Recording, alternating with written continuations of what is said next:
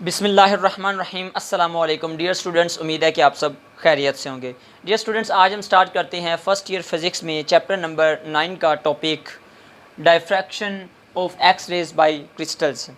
देखिए, हमने क्रिस्टल्स के थ्रू एक्स रेज को स्टडी करना है और उनकी डायफ्रैक्शन को देखना है। सबसे पहली चीज़ कि इसका कंसेप्ट हमें किसने दिया था, तो वो दो साइंटिस्ट थे, W.H. Bragg and W.L. Bragg. ठीक है, तो इसीलिए इसमें हम जो है वो एंड पे ब्रैग्स लॉ को भी स्टडी करेंगे।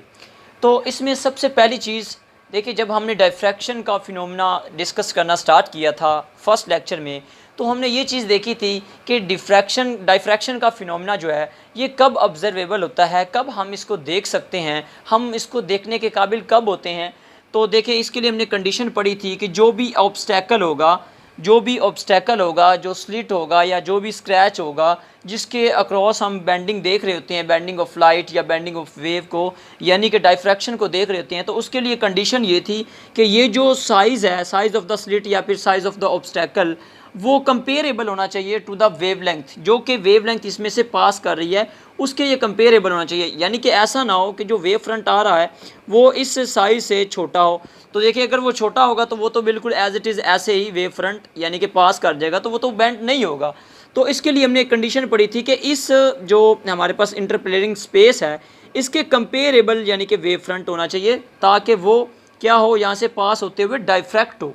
ठीक है, यानी कि बेंट होना शुरू हो जाए, यानी कि जब वो यहाँ से गुजरे तो यहाँ से हमें डायफ्रैक्शन का फिनोमिना मिले। ठीक है, तो ये कंडीशन है कि जो इंटरप्लेरिंग स्पेस है यानी कि दो स्लिट्स के यानी कि स्लिट के दरमियान का जो हमारे पास साइज़ है वो कंपेरेबल होना चाहिए टू द इनकमिंग वेव के। ठीक है, उसकी वेवलेंथ के। तो चूँकि हम पढ़ रहे हैं एक्स रेज़ को, तो एक्स रेज़ क्या हैं और क्रिस्टल्स क्या हैं, इनको देख लेती हैं। तो एक्स रेज़ हमारे पास ये इलेक्ट्रोमैग्नेटिक रेडिएशंस होती हैं, हाईली इनर्जेटिक होती हैं, जिनकी फ्रिक्वेंसी बहुत ज़्यादा होती है और वेवलेंथ बहुत कम होती है। तो इनको डिफाइन करके देखें तो electromagnetic radiations having wavelength of the order of 10⁻⁻10 metre. तो 10⁻⁻10 मीटर तक की इनकी जो है ऑलमोस्ट जो है वो वेवलेंथ होती है। अगर हम इनको एंगस्ट्रॉन में देखें तो इनकी वेवलेंथ 0.1 से लेके 100 तक होती है। ठीक है, तो ये हमारे पास जो वेवलेंथ है ये बहुत कम है। इनकी फ्रिक्वेंसी जो है 10⁻16 से लेके 10⁻20 तक हर्ट्ज़ तक की फ्रिक्वेंसी होती है इनकी। ठीक है, अच्छा, अगर हम देखें क्रिस्टल्स क्या हैं, ये तो होगी एक्स रेज। क्रिस्टल्स क्या है, क्रिस्टल्स हमारे पास क्या होते हैं, ये हमारे पास ऐसे मटेरियल्स होते हैं जिनमें क्या होता है कि हमारे पास ये ऐसे सॉलिड्स होते हैं, क्रिस्टल सॉलिड्स, जिनमें जो एटम्स हैं ये रेगुलर अरेंजमेंट के साथ एक दूसरे के साथ यानी कि एक इक्वली डिस्टेंस पे होती हैं, रेगुलर अरेंजमेंट के साथ। ठीक है, और इनमें देखिए इंटरप्लेरिंग स्पेसेस क्या हैं, सेम है। तो हमने यहाँ पे एक क्रिस्टल्स को ले लिया है जिनके हमने जो है वो डिफरेंट प्लेन्स को यानी यहाँ पे हम कंसीडर करें, यानी कि प्लेन P1 ये P डैश है, ये P1 डैश है, ये P2 डैश है, P3 डैश है। यानी कि ये वैसे तो नंबर ऑफ़ क्रिस्टल्स के अंदर प्लेन्स होती हैं, लेकिन हमने सिर्फ जस्ट इसमें 4 क्रिस्टल्स को स्टडी किया है। ठीक है, इसको हम देखते हैं बाद में। तो देखिए, लेट्स से इस क्रिस्टल में से अगर हम एक यूनिट सेल निकाल लें, ठीक है, यानी कि लेट्स से ये एक NaCl का हमारे पास यूनिट सेल है जिसमें ये सोडियम और क्लोराइड के साथ ये हमारे पास यूनिट सेल बना हुआ है। तो इसमें इनके दरमियान जो ये डिस्टेंस है इंटरप्लेनर डिस्टेंस के जो वो है D। ठीक है, यानी कि अब ये जो D है ये एज अ काम कर रहा है यहाँ पे हमारे पास ऑब्स्टैकल के तौर पे, या आप इसको स्लिट के तौर पे कंसिडर कर लें। यानी कि जब यहाँ से एक्स रेज आएंगी तो वो यहाँ से बेंट होंगी, तो ये जो डिस्टेंस है इनके दरमियान का वो एक्स रेज की वेवलेंथ के कंपेरेबल होगा। तो इसको ये तो बड़ा करके दिखाया हुआ है, लेकिन ये माइक्रोस्कोपिक लेवल पे बहुत साइज़ छोटा है, यानी कि कंपेरेबल है to the wavelength of the X rays. ठीक है, तो इसमें क्या होगा कि हमारे पास ये नंबर ऑफ़ हमारे पास एटम्स हैं, क्लोज पैक्ड हैं। ठीक है, रेगुलर अरेंजमेंट के साथ जुड़े हुए हैं। ये हम इनकी डिफरेंट प्लेन्स ले रहे हैं हॉरिजॉन्टल वे में। तो इसमें होता क्या है कि इसमें एक जो एक्स रे की बीम आ रही है I1, उसको हम कह देते हैं I कह देते हैं, 1 कह देते हैं, और दूसरे को 2 कह देते हैं। और ये आ रही है हमारे पास एक्स रे की बीम, यहाँ पे टकराने के बाद यहाँ से डायफ्रैक्ट हो रही है पॉइंट A से। ठीक है, और ये एंगल ये थीटा बना रही है। और इसी तरह दूसरी एक रे आ रही है, एक्स रे की बीम आ रही है, तो वो यहाँ से पहले तो जो पास आउट हो जाएगी, ट्रांसमिट हो जाएगी, तो उसके बाद यहाँ से टकराएगी दूसरी प्लेन के साथ P1 और P1 डैश के साथ। तो यहाँ से पॉइंट C से ये क्या हो जाएगी, रिफ्लेक्ट हो जाएगी। अब ये दोनों जो बीम्स हैं आगे जाएंगी तो ये आगे से इंटरफेरेंस करेंगी, इंटरफेरेंस से हमें जो इंटरफेरेंस का पैटर्न मिलेगा, यानी कि ब्राइट, अगर ये कंस्ट्रक्टिव इंटरफेरेंस होगा तो हमें ब्राइट फ्रिंज मिलेगा, अगर डिस्ट्रक्टिव इंटरफेरेंस होगा तो हमें डार्क जो है वो फ्रिंज मिलेगा।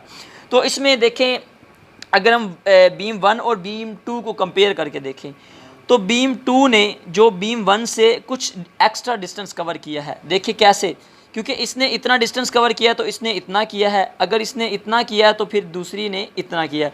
यानी कि ये अगर हम यहाँ से एक नॉर्मल ड्रा कर दें, यहाँ से यूँ, ठीक है, और अगर यहाँ से भी एक नॉर्मल ड्रा कर दें तो देखें इतना पाथ और इतना पाथ बीम 2 ने बीम 1 से एक्स्ट्रा कवर किया है। तो हम ये कह देते हैं, लेट्स से इसको मैं पॉइंट बी का नाम देता हूँ और इसको मैं पॉइंट बी डैश का नाम दे देता हूँ।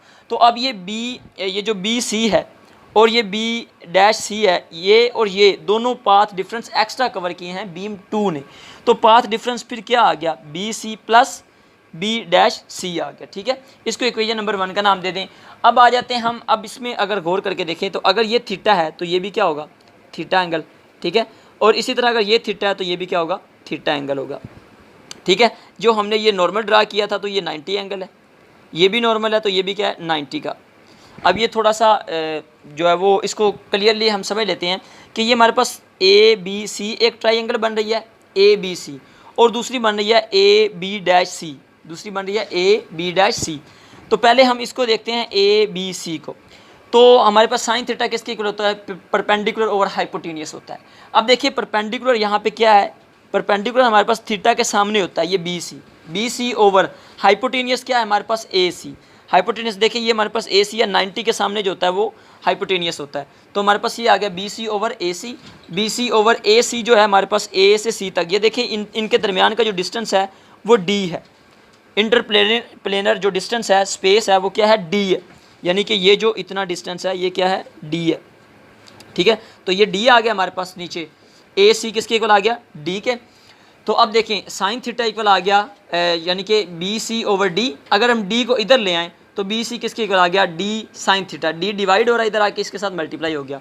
तो ये हमारे पास सेकंड इक्वेशन आ गई। इसी तरह हम अगर हम दूसरी ट्राइंगल को देखें, ए बी डैश सी को, A B dash C again sine theta perpendicular over hypotenuse. तो इसमें देखें बी सी क्या आ रहा है हमारे पास, ये हमारे पास आ रहा है परपेंडिकुलर, क्योंकि मैंने कहा थीटा के सामने परपेंडिकुलर होता है। तो बी डैश सी क्या आ गया, परपेंडिकुलर ओवर हाइपोटेनियस, अगेन हमारे पास 90 के सामने, तो ए सी आ गया। बी डैश सी ओवर अगेन ए सी क्या है, डी है, तो डी आ गया। अब ये डी डिवाइड हो रहा है इधर आके, डी साइन थीटा हो गया, तो बी डैश सी क्या आ गया, डी साइन थीटा आ गया।